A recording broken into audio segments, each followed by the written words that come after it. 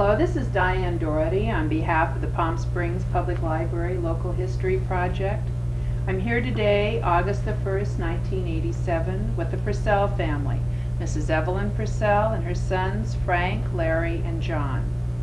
The senior Purcells settled in Palm Springs more than 50 years ago, when Dr. Frank Purcell became the town's first dentist. We are most fortunate to have the second generation of Purcells with us today. And mainly we are going to talk about the early Catholic community and its growth over the years in Palm Springs. And I wonder if Evelyn, if you would mind telling us a little bit about what brought you, and I understand you called your husband Big Frank? Yes. To the desert.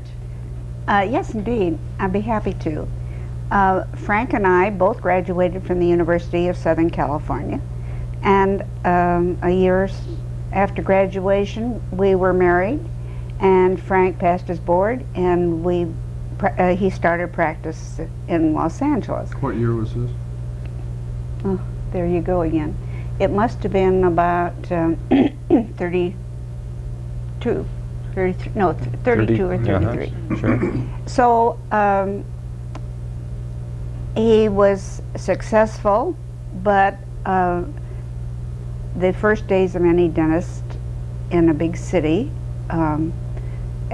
sometimes take a bit of pressure exerted on the family, and so he was urged by a friend of his whom he had known from high school days at Loyola to come down to the town of Indio, because this said friend, Dr. Jean Morris, was the only practicing doctor solely in Indio at that time, and there was no dentist.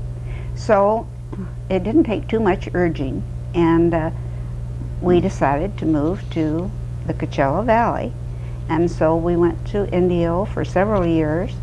We built a home there, my father being an architect. We built a very nice home, and I was very content with my family, the start of my family, in that community. However, it wasn't very long before Frank also had opened an office in Palm Springs, and he commuted. And in those days, it didn't take very long to drive from Indio to Palm Springs, because there was not much traffic, and you could go very early in the morning on what we now call 111 with no problem at all. However, the time came that he decided that he would sell his office in Indio and move permanently to Palm Springs. So it was up to me to give up my new home and move with the family to Palm Springs. So at that time, which was 1943, I believe, we moved to the same street on which I now live, down at 374. We had looked for different places to live and decided that this would be the best location because of the office, which was at what was the address? 700, I think. 700 North Palm Canyon. And so anyway, we moved into 374 Pablo, and we're there about 15 years when we decided to buy the home I'm still living in, because it came up for sale, and it had always been a very happy home. And so, and also this home could be refrigerated so far as air conditioning goes. And the other house at that time, they could not refrigerate. Was there much refrigeration? I mean, what was the area like? What was the population like, Evelyn? I have no idea what the population was, but it was small. A delightful place to live. You asked about refrigeration. Right. It's August 1st, and the temperature is very hot out here. And I recall that you and Dad made a trip to the desert, I think the first time in August, to visit some friends. Yes, we did. In 32 or so. We,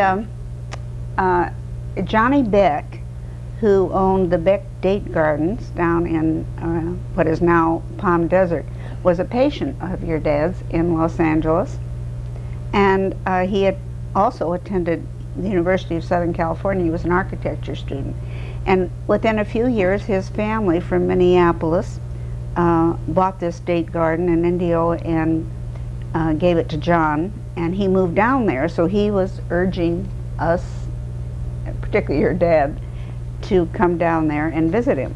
So we were going to take a holiday to San Diego and said, oh well, we'll go by way of Indio. Little did we know that it was going to be so hot, but when we came it was very hot, and of course I was dressed in city clothes. But we went by way of Indio, and that is where your dad first ran into Gene Morris, Dr. Morris. And Gene just begged Frank to come and practice here. So then we drove out and tried to find Johnny Beck. And Johnny had a very nice home on his date garden with a basement. So we found the house all right, but we had trouble finding Johnny, and it developed that Johnny was in the basement with his neighbors. And Ellen Beck, who at that time was Ellen something else, I can't remember, had just baked an apple pie. So she had Bert Ripple, and many of you may remember the Ripple garden, date gardens, and Johnny and Ellen were all down in the basement enjoying the apple pie. But we found them and had fun, and then went on to San Diego. And from that, we decided to move to to Indio, and it was has always been a very happy move. We've loved the Coachella Valley. We enjoyed in particular, so far as Indio goes, the people we met, particularly many of our friends were those who had date gardens and had come out to help develop the industry, a new industry in our community. Wasn't the California Aqueduct project going on in Indio about that time, and that's why they had such a large amount of people? It was, and they had, let's see, they had all boarded up was the, what do you call it? You know, the section for all the madams and the gals. Brothels? Yes, brothels. Wouldn't you like to know about that? I was fascinated. I would hope so, yes. Anyway, I was fascinated that because of the aqueduct, that this was necessary, I presume, to have in a desert community. At least it always was part of the picture. So for a city girl, that was quite novel. And anyway, it was just red light district, right? Indio. And Indio had that. They also had a famous migratory camp, but I think that was a little bit later. Very colorful community. So we were there a few years and enjoyed that. Then we came to Palm Springs. Can I just interrupt for a second? Because I Sure. remember you mentioned the migratory camps, and if I recall correctly, that was in the Depression days, and a lot of people from the Midwest came to California to work in the fields. And Also had CCC, Civilian Conservation Corps. I might be, John, I can't remember exactly what they called it, but I remember Dad talking about the fact that he was paid 50 cents an extraction and $1 if it was impacted. That was the going rate that the state paid for those people those days. It was a wonderful experience for a young dentist. As a result of that, Frank always enjoyed, and almost, you can't say he specialized in it. It was his favorite field of dentistry because he'd been able to have so much experience in surgery. 50 cents a tooth, too. 50 cents a tooth, I know. Well, you could eat on 50 cents then, but you can't eat on 50 cents today, but you could then. What did you do with your large family in the summer times, Evelyn? Well, when I first lived in Indio, I must confess I didn't stay all summer because we didn't have really adequate air conditioning, and so I would go to visit my very warm-hearted family in Los Angeles. So I'd go maybe for 6 weeks, 2 months. and then Frank would come up on weekends and so forth. But then after we moved to Palm Springs, I stayed here more during the summer. And it wasn't too long before we had pretty good refrigeration here, but we had other cooling in the other house, but it was through ducts, so that was a big improvement. And we loved early Palm Springs. It was a delightful place to live and to bring up a family. It was a smaller community, and it was an interesting a mixture of people from different backgrounds, many very well educated, and some self-made people who had much charm and a great deal to offer us. And we had a very happy social life in that people were very relaxed and friendly with each other. It really was very pleasant. And we were some of the early members of the Polo Club, which was and still is pretty close to my heart. But on Sundays, when the visitors had left town, why many of the local people, and that would consist of hotel owners, such as the people the Kaufmans and the Robersons, and the leading druggists and the doctors and professional people. And they would just gather together, and in the days before we joined, they made it a potluck affair. And then eventually it came into Johnny Boyer and his chuck wagons and that kind of thing. I could go on too long. What else should we talk about? Well, I think that's really fascinating. I think that's what we want to know. And it'd be interesting to know what your children's impression as they grew up. Maybe I think that would were be you nice. Involved at Solitude Church? What was the church? What churches were here when you first came? Are you talking to Frank or to me? I'm talking to you. Oh, to me? We went to Our Lady of Solitude because basically that was our parish. You might talk about your father designing that church. And it was interesting because that church had been designed in my father's office. Albert C. Martin in Los Angeles was the architect. And 1920 something. I don't know. It was before I ever dreamt I'd ever live in Palm Springs.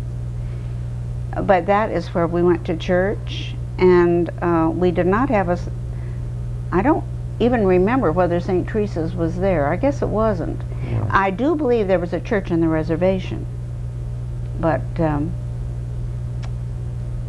Close by where Our Lady of Guadalupe is now.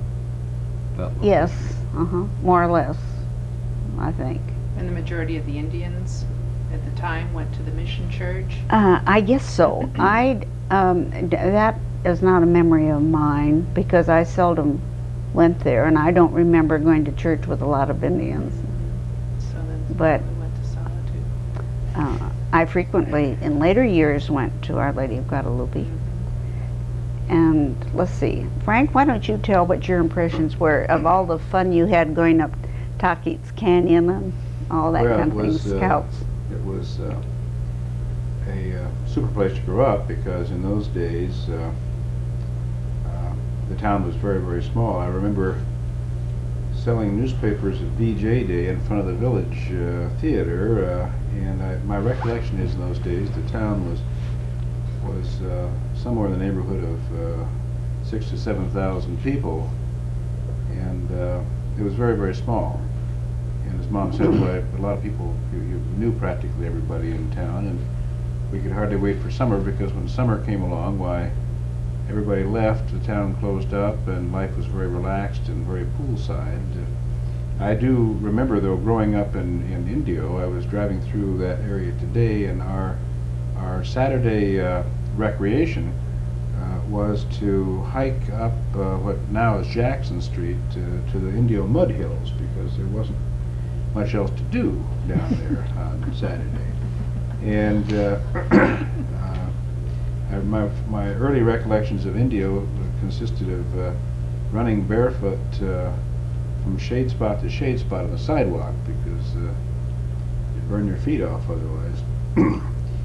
I remember my recollections here of early days with the church are of Our Lady of Solitude, and I remember some of the early, or the priests were there when in those years, Mike O'Connor was the first that I recall, and Didn't he give you a rifle? that's a setup question. Yes, as a matter of fact, he did. One of my recollections, I was an altar boy for him, and he had been in the Navy during World War II, and he gave me the present of a Why, look, here it is now. Japanese war relic, which he brought back, and if you can imagine, that made quite an impression on a young altar boy. And Show them the knife. showed them the knife. That's a bayonet. Oh, bayonet. We used to take up collections with in the early days, and it was a lot of fun. And he'd gotten several war trophies, I guess, at that time, and brought them back, and he was quite a guy. He had a lot of charisma, and was, as Mom said, there were a lot of very wonderful people here in those days, and he was quite a force in the church. He had he was very popular, charismatic, and he moved very easily in the social circles at that time, and he was, as I say, very popular, and did an excellent job of getting the support, financial support for the church locally and the projects that he needed. They didn't have Catholic schools here at that time, did they, Frank? We did not have in those days. I went to Francis S. Stevens School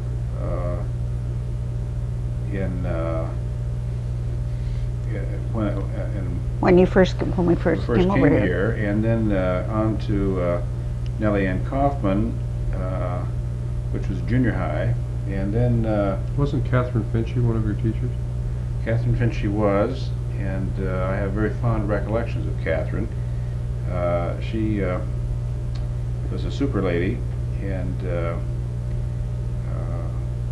I remember when I did go away to boarding school, I went up to Villanova Prep in the Ojai Valley with the Augustinian Fathers for 2 years, and Catherine gave me a Parker pencil set, and I used it for many, many years, and I wished I'd learned how to write, but I enjoyed that for many, many years. Very motivational. So I spent several years then with the Augustinian Fathers very happily. And you may hear them calling now. And then I came back to finish up the last 2 years of high school in Palm Springs. And then I also went to USC, as Mom and Dad had gone before. So I was, after that period of time, then away from the community while I was school and then the military, and came back in 1962 to go into the business world here. And so there's a hiatus in that memory time there that Larry could probably speak to, because he's a lot younger than I am. Well, you said, Mother, that we came in 1943. I always thought I was 2 years old or something. Well, I said 2 years old, but I looked up some records, and it seems to me I had written down anyway in a file under your father's name, we came to Palm Springs in 1943. Well, so. You remember what time of year it was? No, I don't. But I do remember that there were not many houses on the street, and we had some very nice friends, and you had nice friends on the street. Uh-huh. And it made for a happy childhood for you. It was. There weren't many young people, though. I don't remember. The Roger Williams and the Hinkle family that lived in the house that we now live in. Well, Tim Hinkle was about your age. Yeah, oh, yes, that's right. And we went to Francis Stevens as well. In fact, the three of us were there. Frank, Eleanor. We didn't mention our sister That's right. Eleanor yet, but she was the girl in the family, and in fact she was born in Indio, in your home in Indio. Mm-hmm. So she would have been, I suppose, 5 or 6 maybe when you came. I would presume. 5 maybe, something like that. And I know that Eleanor and I were at Francis Stevens together. I went to the kindergarten, which the building is no longer existent, but it was at the corner, a little square building. Remember that, Frank? At the corner of Amado, I think, or Alejo. What is the church on Alejo? Alejo and Alejo. Indian Avenue. Right at that very corner. There's nothing there now. I'd forgotten about that. But I remember going to kindergarten there, and then 1st and 2nd grade. And I remember walking back and forth from Pablo Drive to school. I don't remember riding my bike or anything, but it was, as we've all said, very simple living and very friendly, safe living. Then with St. Teresa's School opened, in fact, I think Dad was a part of that whole venture, wasn't he? Because those buildings of that new parish named for St. Therese, the church was a base church, and the buildings, some of which now still exist, the school buildings and where the priest's house is, still were barrack kind of buildings that are there. It's a very ultra-modern church now. But They originally, relocated them from out by the airport, I believe, didn't they? well, You know, I think that's true. I think we should say something about your father, because he was so prominent in Palm Springs in the early days. And he was the president of the first unified board in Palm Springs, and served for years on the high school board, and was also on the first school board of the junior college, which we now have, That's College right. of the Desert. And he was active in every way with city. He was president of the Lions Club and member of most of the different clubs in town, and was very active. So I think he did have something to do with the procurement of those buildings. mm-hmm. He was also, in addition to his service in Palm Springs, the Planning Commission and so forth, a member of the City Council in Indio. Yes, he in was. the 30s. Mm-hmm. Very active.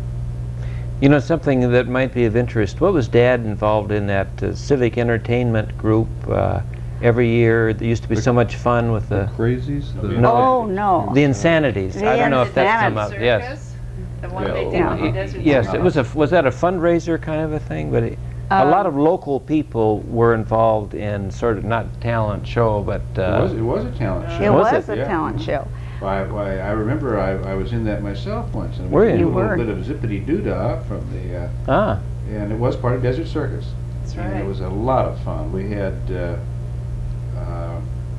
members of the community. I remember Harold Hicks and Dad, Frank, And Melva Bennett, that were very, very active in putting. Culver Nichols Culver was, Nichols. they had, and Kenny Paul, who had such a beautiful voice. So that was, I understand that the first Desert Circus, I think the proceeds went to Our Lady of Solitude Church. Is that right? they did. That was before, we weren't here for the first one. Very first one. No, we weren't here then, but So- these other men were active every year. They'd put on these great shows, and that was the highlight of the entire desert year.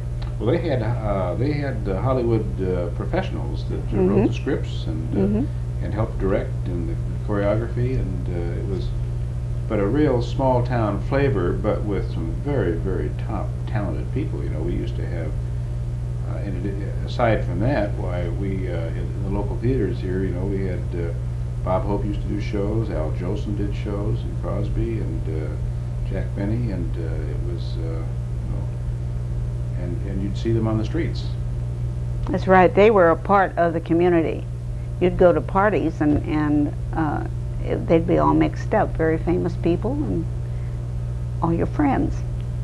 Yeah, I remember going to the Plaza Theater as a kid and, you know, being there for those live shows, and afterwards they would give us the scripts. Those would really be worth something, I suppose, today from those early radio. I think it must have been radio, obviously radio programs. But that was an early memory of mine, too. Did we introduce you as Monsignor? Larry Purcell? Well, I'm a Catholic priest now, that's true. That's right. We want you to know that our local young man is made good. And Well, we all have. probably our first priest from this area, so it's a You know, blessing. Diane, if I can, we're very proud of him. You might ask him what his particular responsibilities are now, because he's I think he was just waxing to that. He was going to tell us. We just got him from Francis Stevens, but No, you well, were actually, one of those. You and your brother John were the first ones. One of the first ones to go to St. Teresa's. well, our sister Eleanor was, I think, we were talking earlier, she might have been in the graduating class. The first graduating First grade class, of I 8th think. grade, which means to say 8th grade, yeah, of St. Teresa's. Johnny and I went there. We were there, well, 1 year together. I think that was I was in first grade and you were in 8th, or I might have just been in kindergarten. I have vague recollections about that. If there's any claim to fame, there were 1 or 2 years in which there was the first year high school in 9th grade there, and I was there That for must one have of those 2 years. That must have been remember. it, because I remember going to kindergarten at Mrs. Ritter's house, because there wasn't a Edith Ritter. Oh, she there, was, there yeah. wasn't a kindergarten associated with the school. She had the day school, the nursery school is still going, I think. Is it across really? from St. Teresa's. Kitty over College there. is Kitty being, College, is that's being it. run by her daughters, and Kathy Ritter, the eldest of the two, and I went through all kindergarten through 8th grade together at St. Teresa's, and with her mom, and she's now running the school for Yeah, Dorfler. Dorfler, is that her name? Dorfler. That's right. I remember walking down from here to get the bus to school to St. Teresa's, because we walked the other end of town to Francis Stevens, but the school was farther out, the Catholic school was farther out beyond where the high school now is. And I remember catching the bus right on Ramon Road, pretty close to Ramon and Indian Avenue, and went there for let me see, from 3rd grade through 9th, so 6 years. And but after that, I also went where Frank went, to Villanova Prep in the Ojai Valley. And then after high school there, after that actually, my time in Palm Springs was limited, because I went away to high school, and after that to the University of San Diego, where I entered the seminary, and then after college years went away to study for priesthood studies to Rome, where I was ordained in '65. All of us, in fact, I had the good fortune that the whole family were there. At St. Peter's.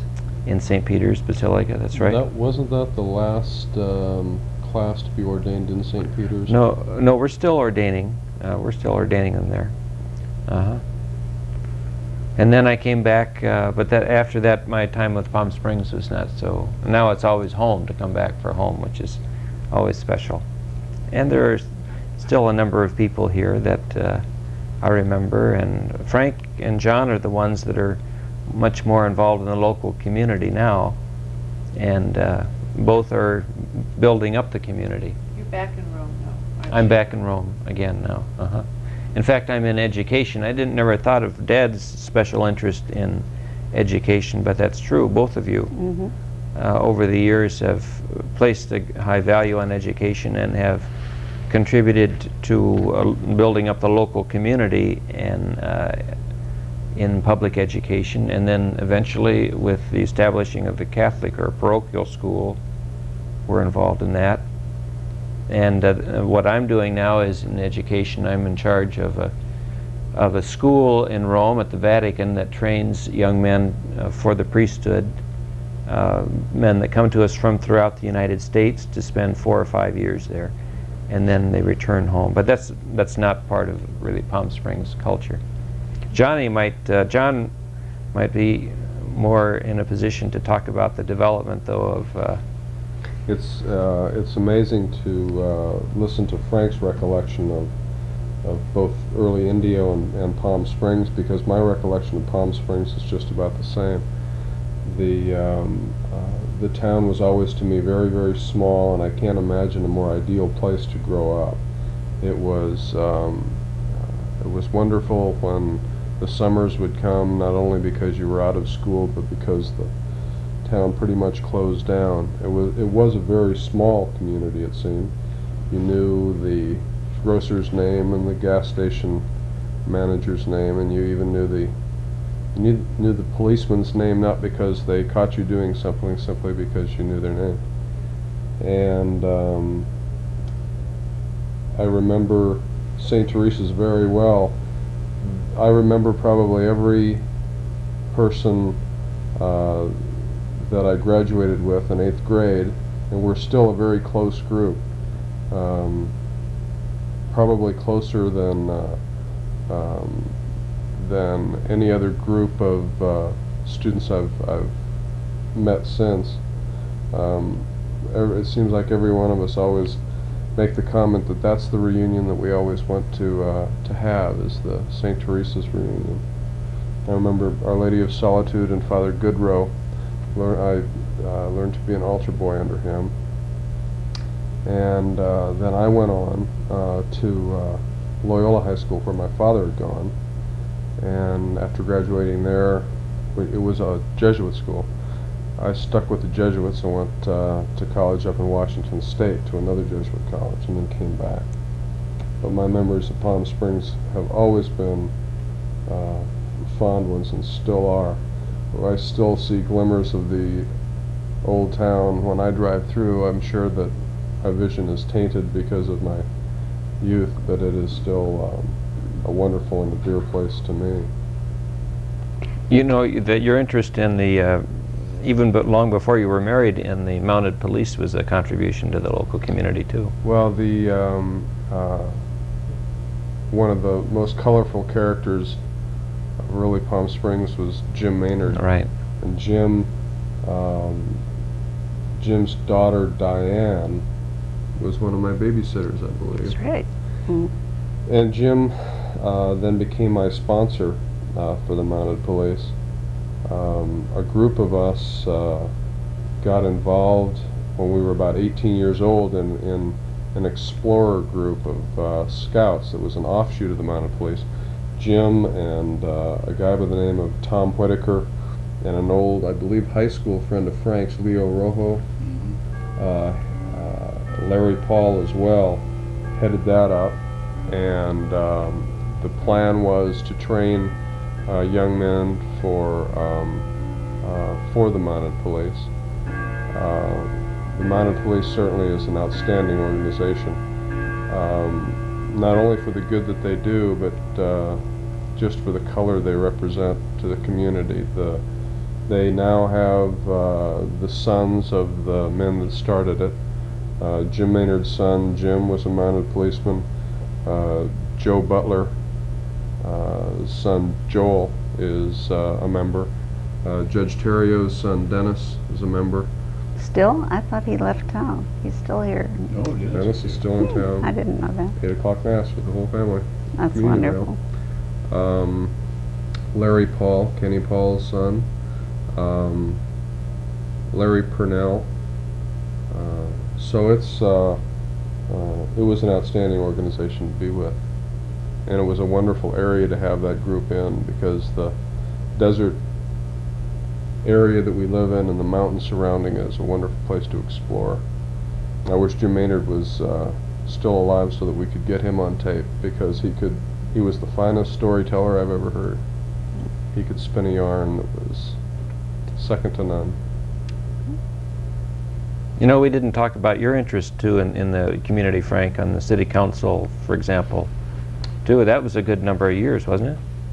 Some years ago, too. Yes, I was fortunate when I first came back to Palm Springs, becoming involved in the JCs, and enjoyed that activity for a number of years. And I think it was through that activity that I had the opportunity to become active in the community, and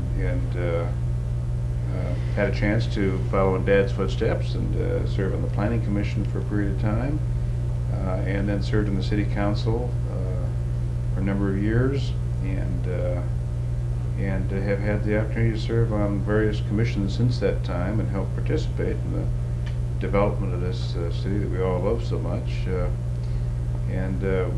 It's going through a real change now, but but it's still the most beautiful spot on the face of the earth. And some things don't change. The old mountain up there doesn't change, and there's still a lot of wonderful people here, as there were in the early days. We're very, very fortunate to live here and be a part of this community, I think. The church has developed, and I was thinking as we were talking,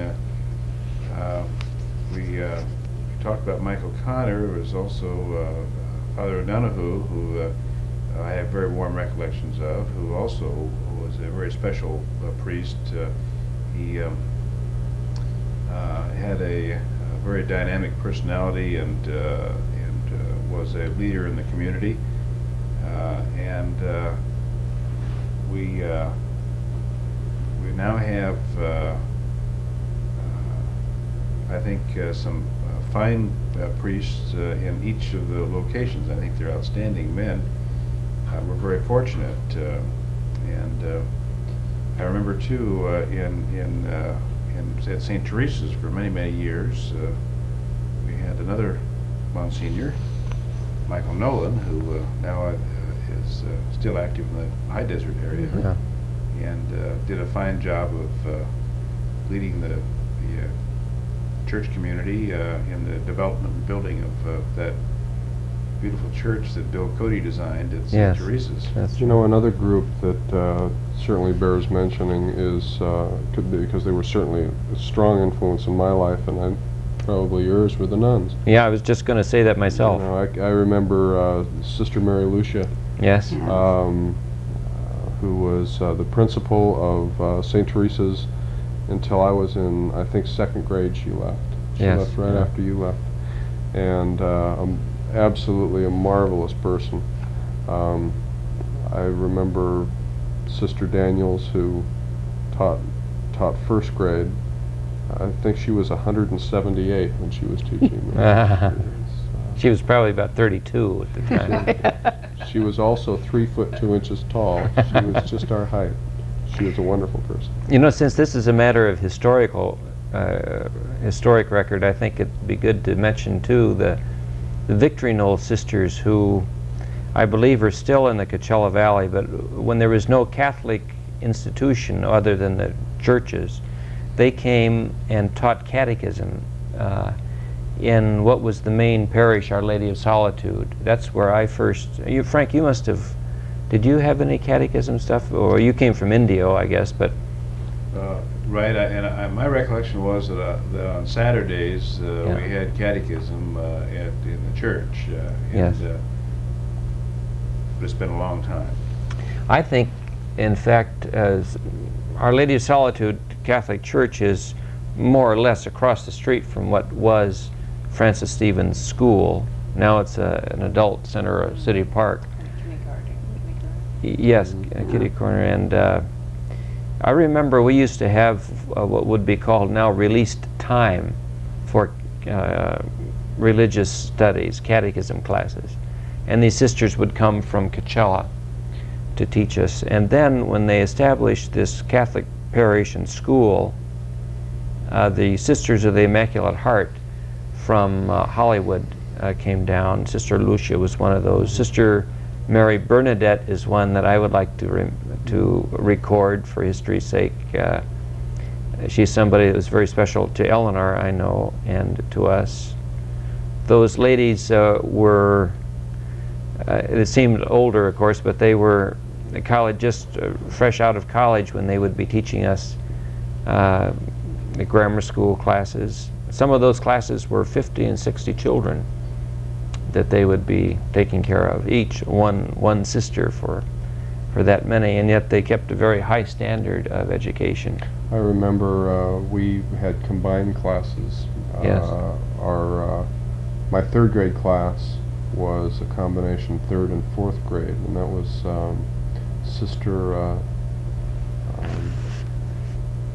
wasn't Sister Suzanne. I can't remember, but there were. It was a huge class. It was a huge class. But even then, the group was, and the people are still in town. The Joe Cokers and the rest. It was a excellent environment, and I think the nuns were the ones that contributed to that. Mm-hmm. I also remember when they finally made the decision to allow them to wear white habits. Oh, really? Instead of black, and that was a big relief to them. I imagine. As hot as it was in Yes. September and May. That's true. So. That's some of my early memories are how hot it was at school in May, I remember. Do you remember in September that as you sat at your desk out there, the paper would stick to your arm? That's right. Instead of swamp coolers. That's right. Probably is still sticking today. Still sticking today. We should also mention Father Flahive, Tom Flahive. Oh, he's a very special person, Very that's right, special who only died 2 years ago or so, I think. Served many, many years at Our Lady of Guadalupe. Was instrumental in the building of the present church there now. Mhm. I remember going to Mass at the old Our Lady of Guadalupe. I don't know if is that building still there, Frank? Yeah, you know, I don't really I don't have think any so. recollection Oh, I of do. that. To Oh, I remember I that do. vividly. Mhm. Yeah. In fact, Father Goodrow used to live in just a little, more or less a shack right behind that building. He was pastor of Our Lady of Guadalupe. Goodrow was? Goodrow, Oh, before I they didn't know moved to that. the other. I didn't know And then that. Father Flahive came from Escondido, and he was there for many, many years. In fact, it's interesting because this, I understand, is being funded by the McManus Foundation or something. And Father McCallum and Pearl McManus, who was early member, that was brought into the church before she died by Father Flahive. Oh, I'd forgotten that. That's true. So that's an interesting historical connection. It shows you what a small world it is. Everything keeps coming back and touching corners. That's true. You have any other questions? Well, I just have been carried away on a dream along listening to all of you, your recollections. You can really see a difference. Do you see a difference in the way Palm Springs was and is now? And Oh, heavens, yes. It's a Just- completely different type of community. Because now people move so fast, you don't even know your neighbors. It's very difficult to be a good neighbor today, because you find that the houses change hands so fast, so it's difficult to be the proper neighbor yourself to somebody else, or to be able to count on another neighbor in time of need. However, that's all part of history, part of California. And I'm sure progress has its advantages, and we're just lucky that we've been able to enjoy so many years here. And you And obviously, where is your daughter now, Evelyn? They live, their permanent home is on Capistrano Beach at the moment, and they keep a condominium in Los Angeles also, because they are really from Los Angeles and they like to have that contact. And she is a very important part of our family, as a matter of fact, isn't she? Yes, she is. Eleanor's a She's lot. not here with us today. You know, Yeah. something of history, this might be wasting time, but what I found was interesting, we whenever possible, try to spend at least a week or so together in the summer as a family. And we, in fact, just were together up near the Yosemite Valley, and we were making a video like this, talking with Mother about their family and so forth. And Mother's mother was a Borchard from Oxnard, German family, and they came down somehow. Remember when we were walking and talked about Bouchard, Yes. the Frenchman, and our sister Eleanor is a docent at the old mission San Juan Capistrano. She gives tours and so forth there. And it turns out that a Bouchard was one who... Famous pirate. Yeah, the pirate who invaded the old mission San Juan Capistrano, and she only knew that because of her being a docent. So there's probably no connection at all. Probably distant relative. Yeah, yeah. It wouldn't be. Oh, no, it's Well, they're nothing about close. 4 centuries, No, 3 centuries yes. apart or something. But it's an interesting, you That's never, as before you they said. got Christianity or something. Well, my recollection, by the way, of that in terms of history, going back and thinking about it, if I recall correctly, your mother's grandfather, was it, that was the first white settler in the Santa Clara Valley? Yes. Now, wait a minute. My mother's grandfather. That's Mother's right. grandfather. Christian Mhm. Borchard. Christian Borchard, and his is the first recorded, also, what do you call the mark that you put on cattle? You call it your Brand. A brand. brand. The first brand that's recorded in the Ventura County Courthouse. And my grandmother, let's see, my grandmother's family had come over when my grandmother was 2 years old in a covered wagon to California. So we've been here a long time, and how nice that we could come to the desert also. Very, very good. Well, we want to thank you all for visiting with us Good. today. It's been good being with It's been you. a pleasure. Thank you. It's been Thank you. our joy. Thank you for the opportunity. Good. We want to